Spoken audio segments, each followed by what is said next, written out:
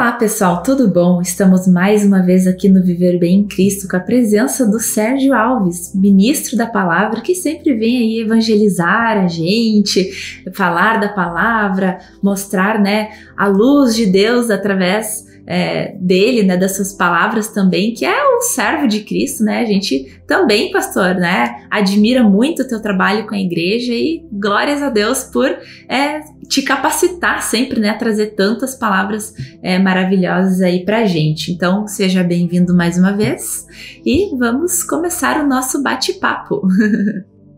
Boa noite aí a toda a audiência, boa noite ao pessoal do estúdio e que Deus hoje nos use aqui para melhorar a vida de muitas pessoas que vão acessar esse programa depois, Isso aí, a gente tem no nosso canal do YouTube, eu sempre digo aqui, deixo a dica, todas as edições passadas e as pessoas também comentam lá no YouTube, trazem comentários, agradecendo as palavras, às vezes botando dúvidas, e a gente sempre tenta trazer também aqui para todos esclarecimento, das suas dúvidas.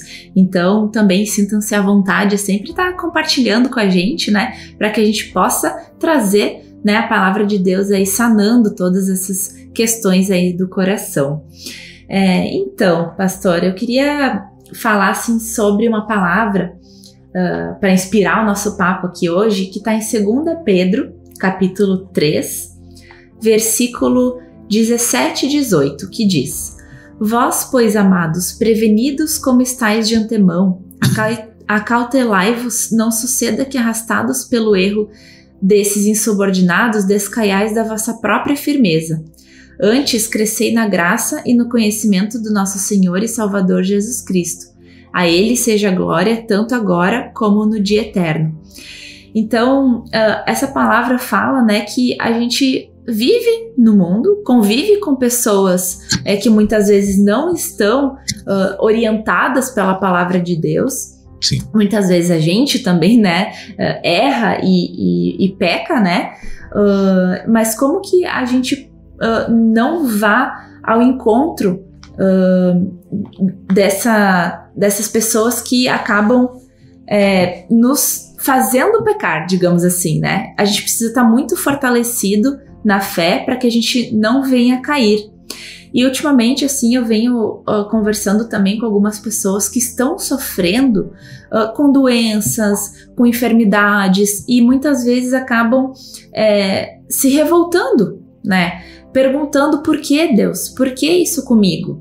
A gente não entende muitas vezes por que essas situações acontecem com a gente, essas dificuldades, vêm na nossa vida, por mais que aos nossos olhos nós não mereçamos, Porque a gente nunca quer que coisas ruins aconteçam na nossa vida, mas como que a gente pode, então, não cair, como diz aqui, da nossa própria firmeza, como que a gente permanece firme na fé e não se distancie de Deus, não se revolte ou lide, talvez, com essa revolta, diante das tribulações que nós passamos.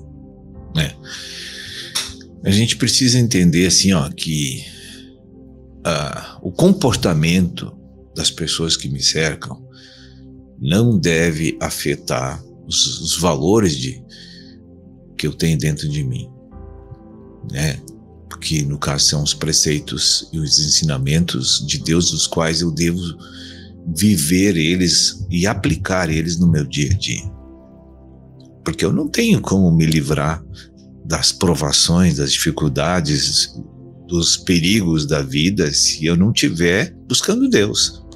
Isso aí está fora de cogitação. Não tem como aconselhar uma pessoa que ela vai ficar imune a qualquer coisa negativa no mundo se ela não tem Deus. Então, é tempo perdido. Eu posso aqui, humanamente, sem a palavra de Deus, dizer muitas coisas boas para as pessoas, mas aquilo não vai ser escudo de proteção contra o mal, Então, o que é solução é a pessoa entender que o estado daquela pessoa que vive comigo não deve afetar a minha vida. Eu devo olhar para ela sempre com um objetivo de passar o que eu tenho de Deus para ela. Amém. E se a pessoa quer me prejudicar, eu digo assim, eu não quero a tua ira, eu não quero as tuas más palavras. Eu não tenta colocar aqui dentro do meu coração, porque eu não vou recebê-las. Porque eu vou te perdoar, vou abençoar a tua vida, vou orar para te ser iluminado por Deus e para Deus te abençoar.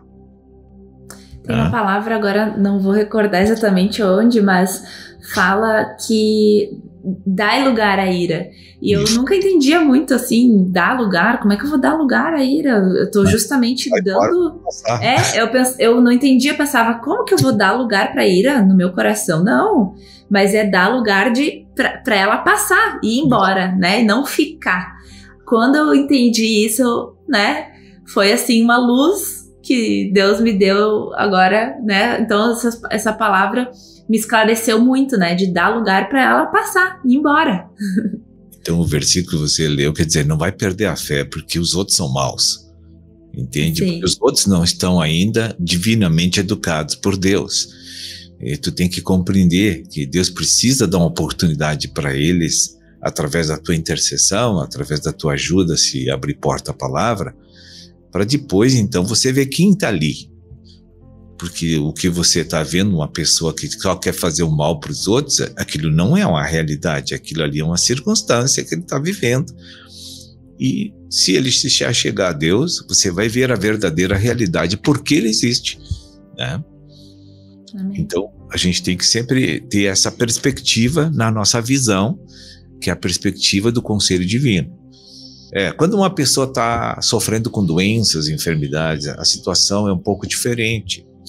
A gente começa a julgar Deus, perguntar para Deus o que eu fiz, por que eu estou assim. Aí os familiares não aceitam, o doente fica revoltado, culpando Deus, né? Então é uma situação difícil de explicar. Mas o que eu posso dizer é que as tribulações vêm para nos edificar espiritualmente. Tentar encontrar o propósito divino de Deus nas nossas vidas, apesar disso. Né? E outra, o apóstolo Paulo diz que morrer às vezes é lucro, né? Depende da tua situação interna da tua vida. Se tu tá pronto para com Deus, a morte é um lucro. Sim, é bem complicado de entender, mas a gente vai destrinchando aí para que tudo faça sentido, né, pastor? Mas vamos fazer um breve intervalinho e nós já voltamos, então, falando um pouquinho mais sobre essa palavra.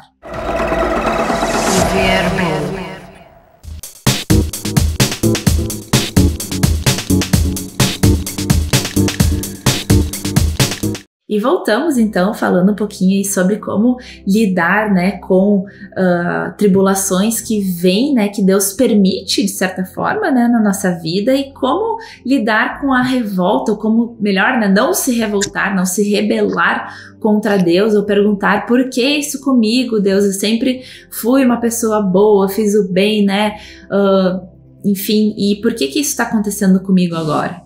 Então, muitas pessoas já relataram, assim, para mim, em alguns momentos, né, que não entendem por que estão passando por tal tribulação, principalmente enfermidades, né, doenças, muitas vezes terminais, né, então as pessoas já têm ali os dias contados e aquilo gera um desespero, gera o medo, né, que é a falta de fé, e acabam se distanciando de Deus e acabam, inclusive, deixando de desfrutar, de certa forma, o pouco tempo que elas ainda têm em vida terrena, né, com seus familiares e tal, porque realmente, imagina, se colocando no lugar dessas pessoas, realmente deve ser muito difícil estar passando por uma situação assim, mas que a gente precisa fortalecê-las, dar esperança em Deus, né, porque Deus é o Supremo, né, é o soberano Deus divino que nos dá essa paz em qualquer circunstância. No bloco anterior a gente falou que Deus não produz tribulações para o homem, e que são consequências da maneira desobediente que nós vivemos a Deus. Então, tudo que o homem plantar, isto colherá. Está em Gálatas, capítulo 6, está escrito isso. Tudo que eu semear, eu vou colher. Isso Então, no sentido da omissão também que a gente vinha falando. também. Então, se eu não fizer a vontade de Deus, eu não tô fazendo um mal externamente. Mas se eu não obedeço, eu tô me omitindo também o que Deus pede. Exato. Então, assim, ó, Deus permite, porque Deus manda no céu e na terra, então, qualquer tribulação que vai chegar numa pessoa, Deus é que controla, que vai permitir ou não, segundo o coração que ela tem. Pela onisciência de Deus, Deus conhece um homem em tudo. Nós não conseguimos olhar lá dentro, só eu consigo analisar. Se eu conviver com uma pessoa há algum tempo, eu posso ter um discernimento dele, mas não conheço ele. Entende? Agora, Deus tem um conhecimento pleno de tudo, do teu caráter, das tuas emoções, dos teus pensamentos, do teu corpo, está tudo patente diante dos olhos de Deus. Então, segundo a legalidade que Deus tem com relação ao coração daquela pessoa, ele vai permitir ou não as tribulações e até que ponto a intensidade. Agora, então ele permite, ele não produz e não manda. Ele permite que os teus erros são consequências disso aí. Então o inimigo, que é a natureza carnal que nós temos, ele vai dizer, olha, eu quero jogar nela um problema.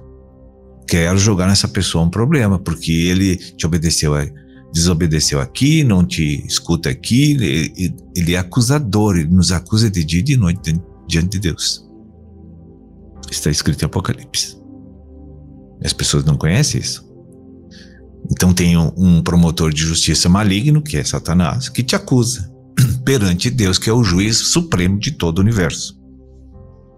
E aí Deus vai fazer o balanceamento jurídico do teu coração, saber o que ele vai liberar, porque a proposta de Satanás é intensa, mas ele disse, isso não, isso sim, isso não, isso sim. Ele mede conforme a capacidade que você tem de suportar. E de muitas vezes o que aquilo vai ministrar na tua vida, né? Daqui a pouco é um puxão de orelha bem forte, né? Poxa, mas que puxão, né? Tinha que me dar uma doença. Mas para se voltar para Deus, né? Voltar para produzir essa fé através da misericórdia. E até já fazendo um gancho assim, né? O quanto a gente também pede a cura, né? Porque Deus também pode curar. Assim como ele liberou a enfermidade, ele também pode nos curar. Sim. E aí também vai de um discernimento de o quanto Deus quer me curar, no sentido de o quanto isso é do propósito dele ou não, né? Sim. Veja bem, quando Deus manda uma tribulação sobre a minha vida, eu vou falar do meu caso aqui. Aquilo para mim é uma convocação para me refletir sobre como eu estou vivendo. Eu preciso examinar o que eu conheço e o que eu pratico, que me levam à reflexão. E aí mediante a oração, eu vou descobrir, olha, Deus vai me mostrar áreas que eu estou independente dele e que aquilo é um perigo, que eu posso me desviar do propósito dele. Então a tribulação me chamou a atenção para me retornar às leis espirituais de Deus, para que eu tenha vitória, paz, alegria, prosperidade, todas as coisas que Ele quer me dar. Porque quando eu estou em obediência, é o maior nível de prosperidade que uma pessoa pode receber na terra, é quando você está na obediência a Deus. Se você vive independente de Deus, você só arruma problema, né? E aí é só olhar para qualquer lado que você enxerga os problemas. Não precisa procurar, eles aparecem, né? Então o nosso Deus, ele é perfeito. Ele tem que fazer com que eu venha perder a credibilidade com autoconfiança. Ele precisa quebrar isso na minha vida. O que é autoconfiança? Você age segundo o teu humanismo e não segundo os preceitos de Deus. Então o egocentrismo toma conta e passa a fazer você viver de uma forma que não está adequada para Deus. Então Deus diz assim, olha, vai vir um problema para ti. Eu não queria, mas eu vou ter que permitir, porque a acusação tem fundamento do inimigo. E aí então Deus, quando aquele mal aquela coisa desagradável chega na minha vida, não é uma coisa ruim. Eu tenho que sentir o toque amoroso de Deus naquilo, me chamando a atenção para voltar para Ele. Sim. E quantas pessoas, assim, olhando pelo outro lado, que conseguiram ter essa comunhão tão forte com Deus, que mesmo com enfermidades até letais, né, digamos assim, foram exemplo de fé, de esperança. Sim. Porque tu admira uma pessoa assim, né? Porque isso é exemplo de força, exemplo de fé. E quando a gente vê, assim, pessoas que conseguem atingir isso, essa comunhão, essa entrega para Deus, isso também ministra para muitas outras. Ministra, alcança muitas outras vidas, muitas outras almas acabam se convertendo por exemplo dessa pessoa, que é contraditória ao nosso racional. Né, a pessoa, tu pensa, a pessoa tá mal, tá enferma, né, tá contando os dias ali e tá deixando o resto da vida que ela tem passar. Ela não vira exemplo de nada, ela vira exemplo de tá desfalecendo e pronto. E não, aquela pessoa que consegue usar desse momento para aprofundar e se aproximar ainda mais de Deus, levar a palavra de esperança apesar das dificuldades, nossa, isso vira... É quase um mártir, assim, né? A pessoa vira realmente um exemplo, isso inspira muitas outras pessoas também. Então, daqui a pouco você que nos ouve, né, que tá passando por uma situação assim, se fortaleça em Deus, né? Não é fácil, realmente é difícil, né? Realmente, mas que Deus tem um propósito na sua vida, né? Pra te fortalecer e muito mais, daqui a pouco fazer com que outras pessoas se inspirem na tua situação, na tua dificuldade, para converter corações, converter almas, e aquilo te dá também um consolo e a sensação real de propósito divino sendo cumprido na tua vida, né? Isso acho que é melhor do que o bom disso, a beleza disso é muito melhor do que qualquer mal, né? Tipo, na balança ali, essa sensação, essa satisfação, essa alegria que Deus dá é muito maior do que qualquer mal ou tristeza que a gente possa estar sentindo, né? Porque a balança de Deus sempre pesa mais, né? Com certeza. E veja assim que quando as tribulações vêm na vida de uma pessoa, o que ela faz?